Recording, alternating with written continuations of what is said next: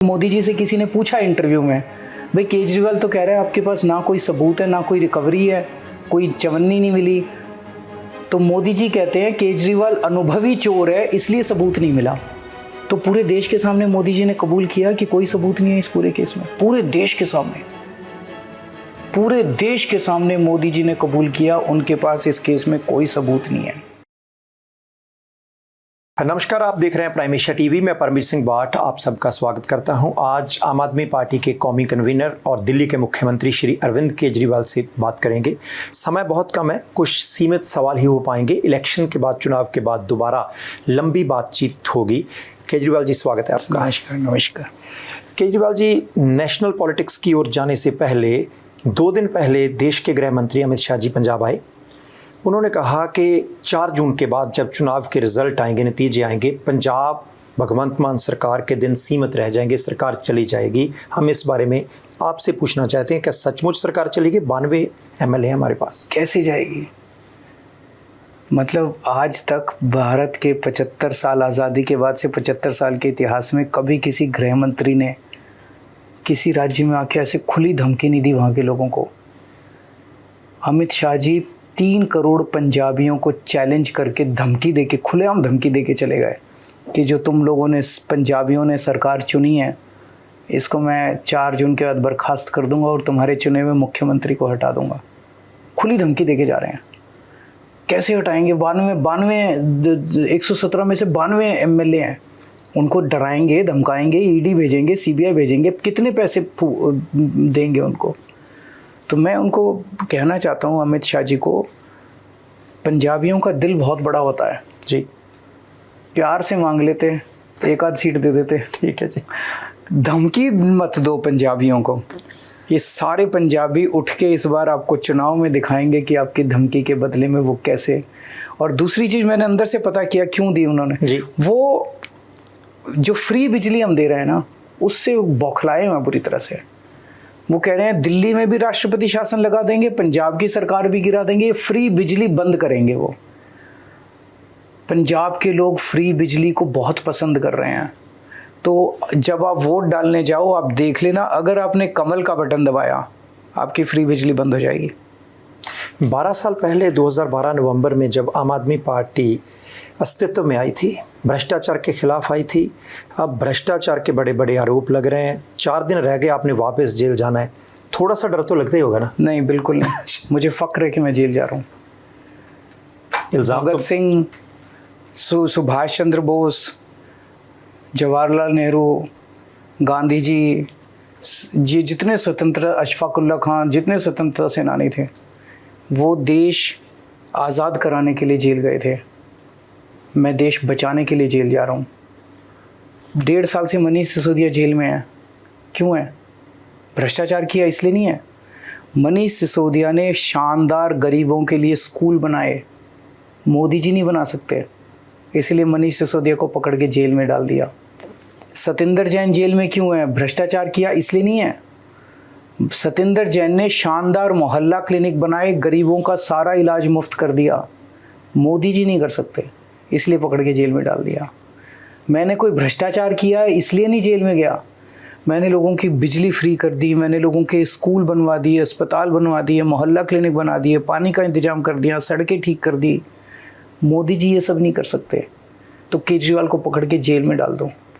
आज इन्होंने इतनी गुंडागर्दी और तानाशाही मचा रखी है। आपने जैसे बताया अमित शाह जी का बयान, पूरे देश के अंदर इन्होंने खुलेआम गुंडागर्दी कर रखी है।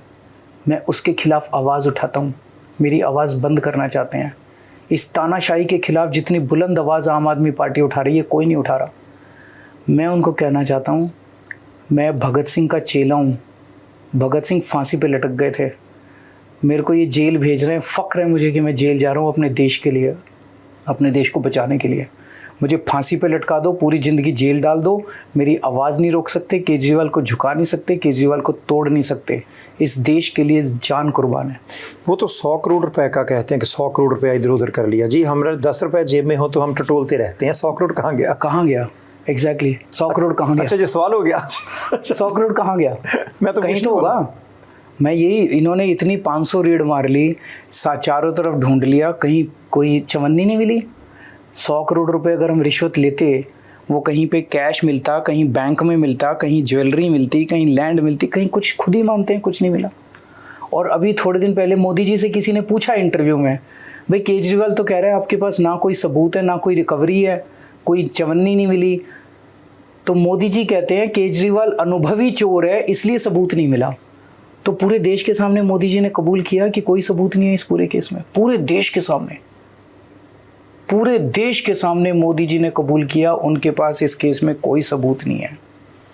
पंजाब में आपने बहुत से लोकसभा जो हलके हैं, कॉन्स्टिट्यूंसी है, वहाँ पर दौरा किया है, जनसभाएं की हैं, रोड शो किए हैं। रिजल्ट क्या आने वाले हैं लगता है? पंजाब में एक तरफ लोगों को हमारा काम बहुत पसंद आ रहा है। अभी 2 साल हुए हैं जी। 75 साल में इन पार्टियों ने गंद मचाया था। 2 साल ज़्यादा नहीं होते, लेकिन एक तरह से लोगों ने ये देखा कि अब सही दिशा में जा रही है सरकार। हमने बिजली मुफ्त कर दी, मोहल्ला क्लिनिक शानदार बना रहे हैं। मैं हर सभा में पूछता हूँ, भाई मोहल्ला क्लिनिक बन गए? आज ही बन गए। बिजली मुफ्त हो गई, दवाई फ्री मिल रही है, फ्री मिल रही है। स्कूल अच्छे बनने लग गए, गांव-गांव में सिंचाई का पानी पहुंचने लग गया, किसानों को दोपहर के वक्त बिजली पूरी मिलने लग गई। ये कोई छोटे मोटे काम नहीं है, लेकिन अभी बहुत काम करने हैं। हमने कई और भी वादे किए थे, सारे वादे पूरे करेंगे। लेकिन केंद्र सरकार से जब हमारा काम पड़ता है पंजाब का, तो केंद्र सरकार हमारा काम रोक के बैठ जाती है। 9,000 करोड़ रुपए पंजाब के रोक के बैठी है केंद्र सरकार। भगवंत मान अकेले लड़ते रहते हैं। अगर ये 13 MP हमारे आ गए तो हमारे हाथ मजबूत होंगे। फिर ये 13 MP जाके केंद्र सरकार से लड़ेंगे। तो अब पंजाब की जनता अब मन बना चुकी है कि इस चुनाव में इनके ये भी हाथ मजबूत करने हैं, 13 के 13 MP देने हैं, ताकि ये ऊपर से हमारे हक लेके आ सकें।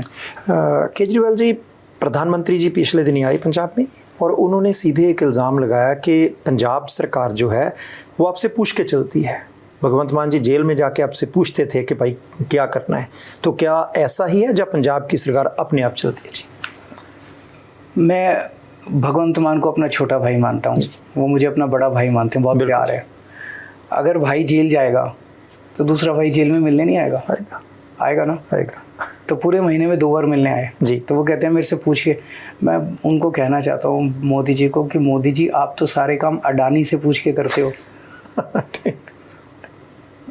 तो वो अगर मेरा भाई मेरे से जेल में मिलने आ गया तो ऐसी क्या आफत आ गई? रिजर्वेशन के बारे में मैंने सुना था कि आपको लगता है कि ख़त्म हो जाएगी, ख़त्म कर दी जाएगी। 75 साल से ऊपर हो गया देश को आज़ाद हुए, अब तक तो ख़त्म नहीं। आपके मन में कैसे है? तौखला पूरे क्यों? देश में बच्चा कह रहा है कि मोदी जी रिजर्वेशन ख़त्म करने जा रहे हैं। ये कहते हैं हमें 400 सीट दे दो, 400 सीट दे दो। हमने पूछा भी क्यों चाहिए 400 सीट? 300 में भी सरकार चल जाती है। तो बोले मोदी जी कुछ बड़ा करना चाहते हैं। हमने पूछा क्या बड़ा करना चाहते हैं, बताओ तो सही हमें भी। तो नहीं बता रहे। तो फिर बाद में पता चला मोदी जी रिजर्वेशन ख़त्म करना चाहते हैं। आम आदमी पार्टी के कौमी कन्वीनर अरविंद केजरीवाल जी को क्या लगता है, 400 के पार जाएगी बीजेपी या कहाँ तक सीमित रहेगी? मैं इस टाइम काफ़ी घूमा हूँ देश भर में। लोगों में महंगाई और बेरोज़गारी को लेके बहुत गुस्सा है। घर का खर्चा नहीं चल रहा, हर चीज़ महंगी हो गई है, आमदनी कम होती जा रही है बढ़ने की बजाय। बच्चे बैठे हैं घर में, बेरोज़गार बैठे हैं बच्चे, उनको रोज़गार नहीं मिल रहा। तो लोगों को लगता है हमारे प्रधानमंत्री हमारी समस्याओं का कुछ समाधान बताएंगे। जब वो टीवी ऑन करते हैं और प्रधानमंत्री को सुनते हैं तो प्रधानमंत्री कहते हैं अगर तुमने इंडिया गठबंधन वालों को वोट दे दिया तो ये तुम्हारी भैंस खोल के ले जाएंगे। अगर तुमने इंडिया गठबंधन वालों को वोट दे दिया तो ये तुम्हारा मंगलसूत्र चोरी कर लेंगे। अगर तुमने इंडिया गठबंधन वालों को वोट दे दिया तुम्हारी टूटी चोरी करके ले जाएंगे। बॉम्बे जाके बोलते हैं कि शरद पवार भटकती आत्मा है। उद्धव ठाकरे अपने पिताजी की नकली संतान है। जी, लोगों को लगता है यार हमारी तो समस्या की बात ही नहीं कर रहा। आपको ये बताए कुछ भी, मैं पेट्रोल वो कर दूंगा, सस्ता कर दूंगा, डीजल सस्ता कर दूंगा, दूध सस्ता कर दूंगा, खाने पीने की चीज़ें, तब तो जनता को लगे जी ऐसे तुम्हारे बच्चे को रोज़गार दूंगा, तब तो वो बातें मतलब गाली गलौज पे उतरे हुए, पूरी तरह से गंदी गंदी गालियां दे रहे हैं 24 घंटे। तो जनता इतना गुस्से में है। और आजकल क्या कहने लग गए, पिछले 10-12 इंटरव्यू जो उन्होंने दिए उसमें मोदी जी कह रहे हैं कि मैं भगवान का अवतार हूँ। वो कहते हैं मैं अपनी माँ के पेट से पैदा नहीं हुआ, मैं तो सीधे प्रकट हुआ पृथ्वी के ऊपर, मैं भगवान का अवतार हूँ।